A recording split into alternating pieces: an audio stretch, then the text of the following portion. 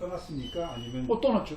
완벽하게 떠나네? 그렇죠. 미군이 지금 남아있지 않았습니까? 아니, 그게 고문단. 미 군사 고문단이 국가 건설을 한 다음에 한 1년이 아닌가 한 6개월 좀 더 있었어요. 조금 더 있었어요. 또 50년이 되기 전에 있었어요. 모든 미 군정은 다 이제 군정 우리가 독립 국가로서 국가 건설을 한 이후에는 미 군정청은 이제 떠났어요. 그건 의미가 없는 거예요. 자기 임무를 다 끝난 거예요. 미국 군대도 없고. 아니 군대는 없었지만 군사 고문단이 남아 있었어요. 군사 고문단이. 그럼 군사 고문단은 단지 이제는 그 남쪽 정부의 군사 보통 훈련을 시켜주기 위한. 그렇지. 그 군대 하기 위해서 이제 그 도움을 주기 위해서 했던 건데 실질적으로 뭐 대한민국 국군을 만들고 뭐 하고 하는데 큰 저기는 하지를 않고. 그러고 이제 그때 H-9이 몇 년이니까 49년이니까 50년 초죠. H-9이 이제 선포되고 나서 이제 바로 북쪽에서 이제 준비를 한 거죠. 남침 준비를 한 거죠. 근데 바로 그 직전에 군사고문단이 떠납니다.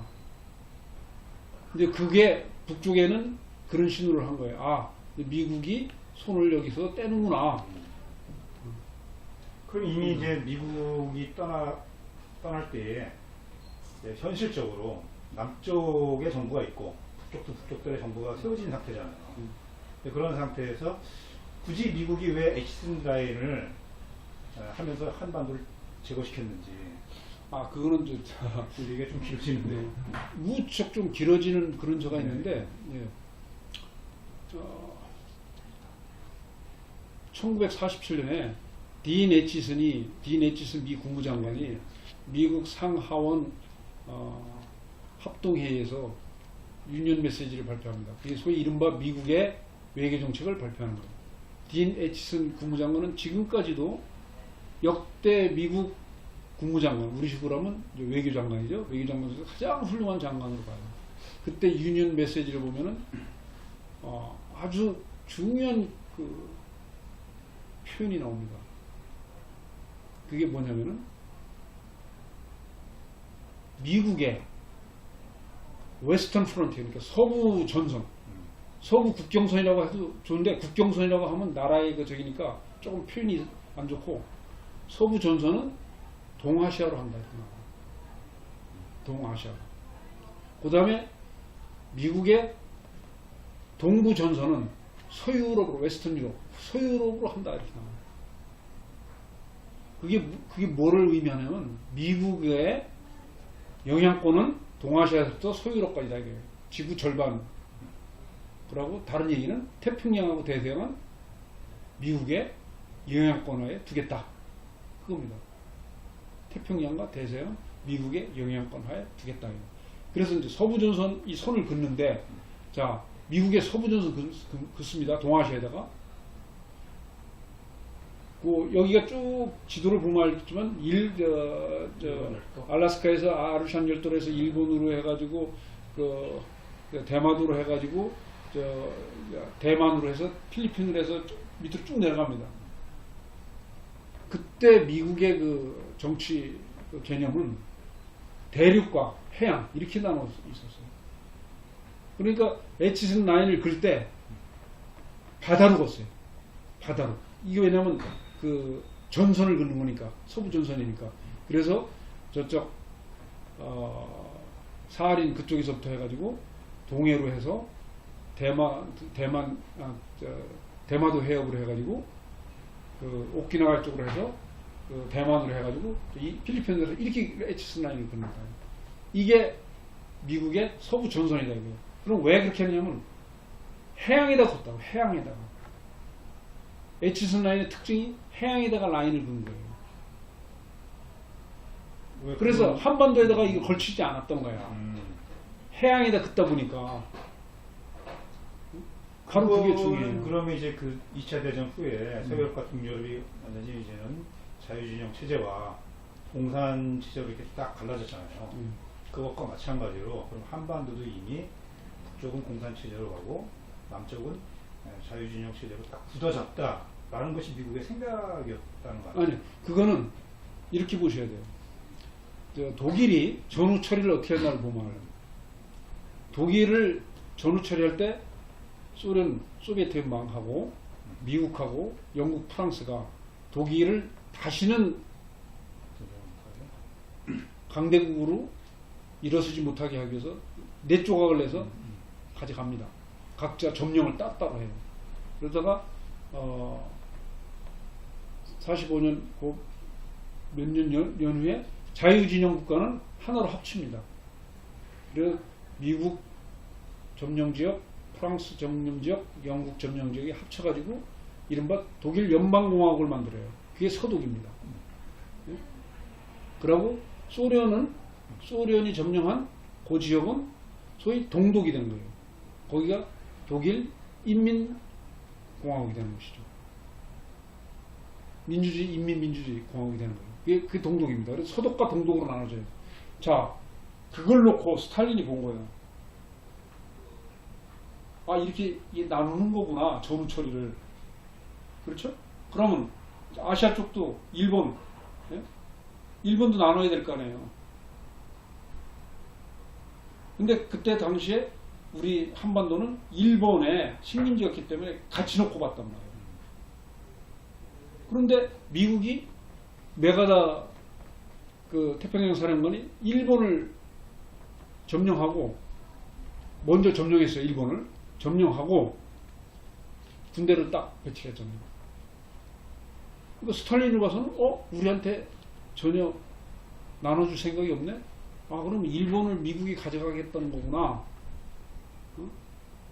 라고 생각하고, 그러면 우리가 이쪽 한반도 이거는 우리 보고 가져가라는 거구나, 우리의 영향권을 두라는 얘기구나, 그렇게 나름대로 생각을 한 거예요.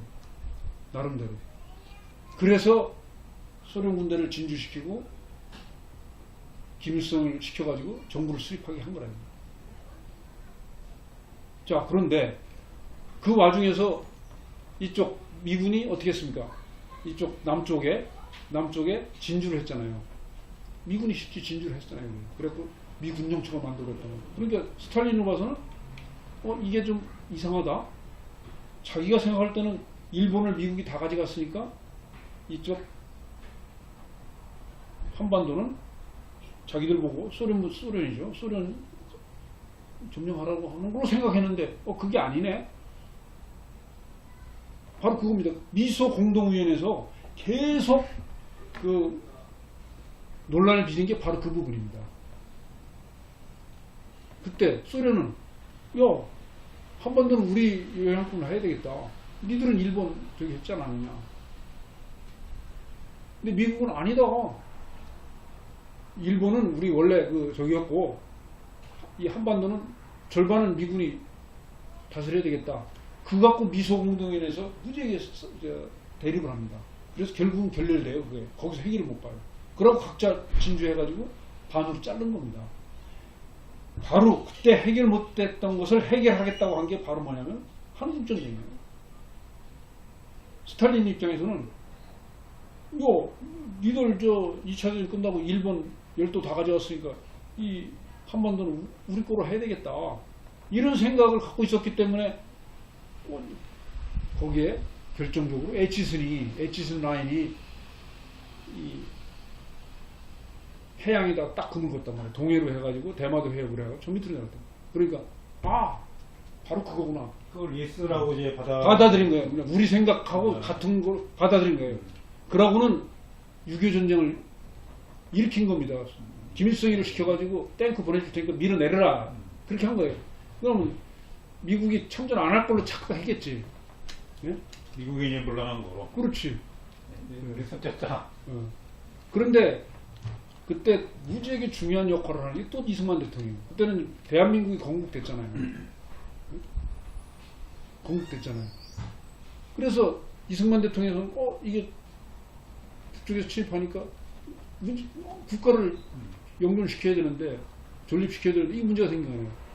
그러니까 다행히 이승만 대통령이 미국에서 독립운동을 하시고 거기서 했기 때문에, 또 거기서 대학을 나오시고 학위도 거기서 다 하셨고 했기 때문에 그 인적 커넥션이 많았습니다. 미국 안에. 국회의원 또 정부의 뭐 심지어 백악관에까지도 그 자기 잘 아는 사람이 있었어요. 또 중요한 역할을 했던 거는 바로 기독교세입니다. 기독교세. 이승만 대통령이 참 중요한 겁니다. 이게 지금 우리는 잘 안 알려져 있지만은 48년도 국가를 건설하면서 그 전부터 발언을 한 걸 보면 재미난 게 있어요. 45년 11월 달에 귀국을 하는데 그때 국가 건설 얘기를 합니다. 연설에서. 그때 무슨 저기를 하냐면 뭐 그분은 기독교인이니까 하나님의 뜻에 따라서 나라를 건설해야 된다. 이 얘기를 해요. 그 다음에 48년 7월 30일인가요? 그때 초대 대통령 취임식을 따로 합니다.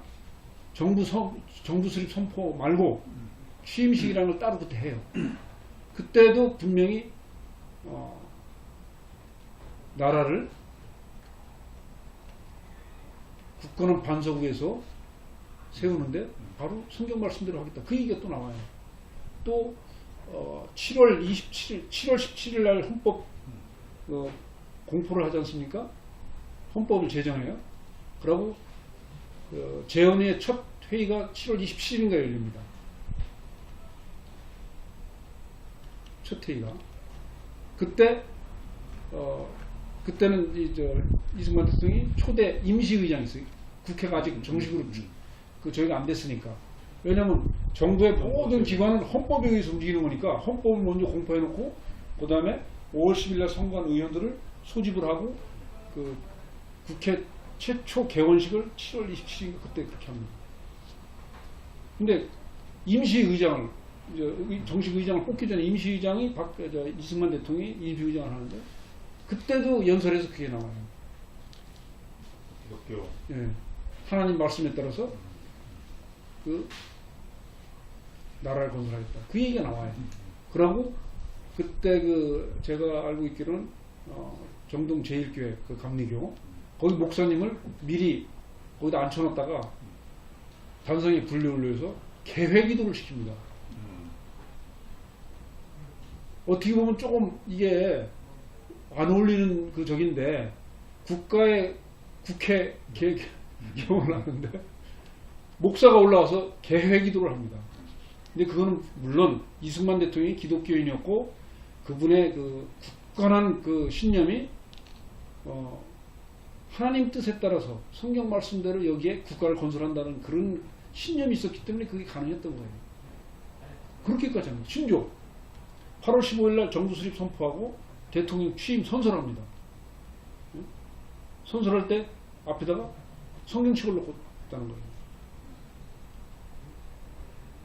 바로 이제 이것이 이승만 대통령은 그건 개인의 신앙에 따라서 그렇게 한 거예요. 뭐 그랬다고 해서 대한민국이 기독교 국가라는 건 아니고, 그리고 그때 국가 지도자가 이승만 대통령이었기 때문에 이승만 대통령이 국가 지도라서 그 하는 거를 누가 뭐 하지 못하게 할 수가 없으니까 그런 발언, 그런 연설이 나왔고 또 그분의 신념에 따라서 그렇게 정의한 거예요. 그래서 이제 좀 뛰어넘어서 50년에 공산군이 이제 이쪽으로 아까 설명했듯이 이거는 미국이 공산화해도 좋다는 거를 그렇게 착각으로 밀고 내려온 거예요. 근데 이승만 대통령이 즉각 미국 쪽에다 연락을 하는 거예요. 제일 먼저 백악관, 그 다음에 의회, 미국은 정보보다도 의회가 강하니까 의회, 그 다음에 이 목사들한테 전화를 합니다. 대한민국이 하나님 뜻에 의해서 국가가 건설된 나라인데 지금 저 공산당 이 사탄이 여기를 멸망시키려고 한다. 우리를 구해달라. 그걸 간절하게 얘기를 합니다. 근데 그 미국의 목사님들은 뭐냐면 바로 이 대한민국이 자기들의 선교지였었거든요. 선교지. 왜냐면 그 전에 아펜젤러, 언더우드 이런 분들이 와서 성경을 전파하고 다 했잖아요.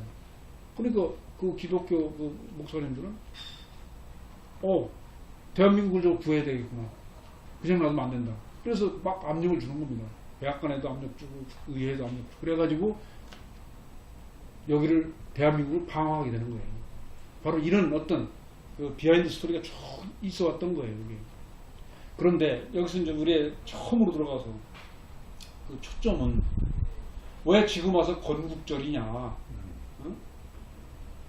그 얘기 아닙니까? 물론 왜 꼭 지금이냐라고 얘기하는 거는 뭐 일리 있어요. 한 10년 후에 하지. 왜 30년 후에 하지? 왜 지금이냐? 아직 북한이